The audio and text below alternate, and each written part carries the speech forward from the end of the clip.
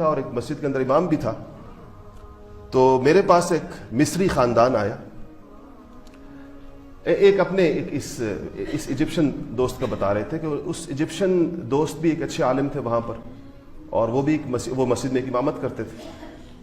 تو ان کے پاس ایک خاندان آیا اور اس نے کہا کہ ہمارا بیٹا ہے, لڑکا ہے, ٹین ایجر ہے, اور چونکہ ہم لوگ مصر سے آئے ہیں تو یہاں اگر مغربی چکا چوند اس نے دیکھی ہے تو بہت زیادہ خراب ہو گیا لڑکا, تو ہم چاہتے ہیں کہ آپ امام ہیں, بڑا اچھا خطبہ دیتے ہیں, بڑی اچھی بات کرتے ہیں, تو آپ اس بچے کو سمجھائیں.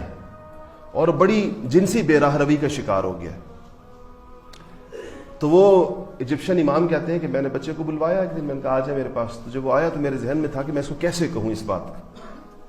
تو کہتے ہیں میرے دل میں حدیث شریف آئی کہ بالکل یہ کیس تو رسول اللہ صلی اللہ علیہ وسلم کے پاس بھی آیا تھا کہ ایک صاحب تھے اور انہوں نے زنا کی خواہش کا اظہار کیا, تو لوگ ان کو ناراض ہونے لگے کہ تم نے کیسی بری بات کی, لیکن رسول اللہ صلی اللہ علیہ وسلم نے ان کو بڑے طریقے سے سمجھایا.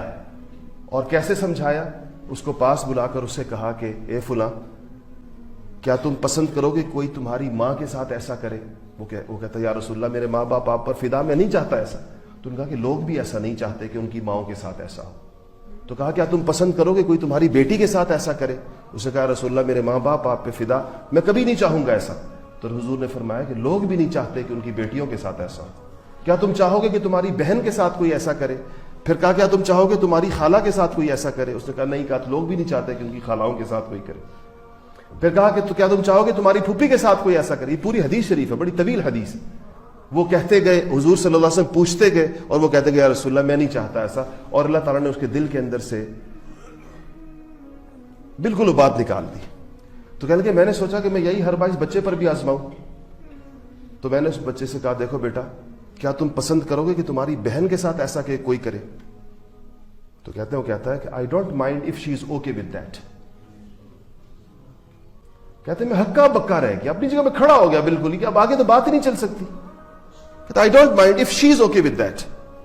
یہ تہذیب ہے یا نہیں ہے؟ یہ تہذیب کے اثرات ہیں یا نہیں ہے؟ یہ وہ اخلاقی بحران ہے جس کے بارے میں علامہ اقبال کہتے ہیں کہ مغرب نے پوری دنیا کو دیا ہے.